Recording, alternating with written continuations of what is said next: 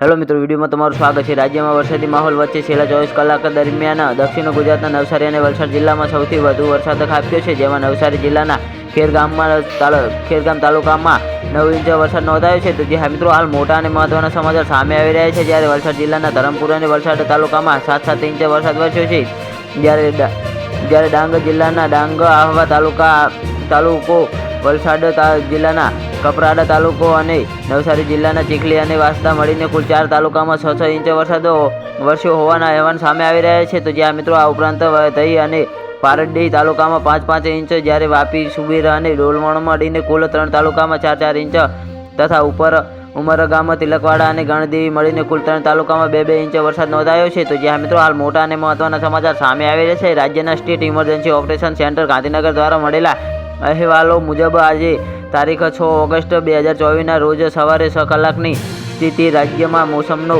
કુલ સરેરાશ વરસાદ 67% વધુ નોંધાયો છે। તો જ્યાં મિત્રો જ્યારે કચ્છ ઝોનમાં મોસમનો સૌથી વધુ 86% વધુ, દક્ષિણ ગુજરાતમાં 81% વધુ અને ત્યારબાદ સૌરાષ્ટ્ર ઝોનમાં 77% વધુ વરસાદ નોંધાયો છે। આ ઉપરાંત ઉત્તર ગુજરાતમાં 50% તેમજ પૂર્વ મધ્ય ગુજરાતમાં 48% વધુ મોસમનો કુલ સરેરાશ વરસાદ નોંધાયો છે। તો જે મિત્રો અમારો વિડીયો કેવો લાગે અમારી કોમેન્ટ બોક્સમાં જરૂરથી જણાવજો, અને ચેનલ પર નવા હોય તો ચેનલ સબસ્ક્રાઈબ કરવાનું ના ભૂલતા। તો વિડીયો પૂરો જોવા બદલ તમારો ખૂબ ખૂબ આભાર।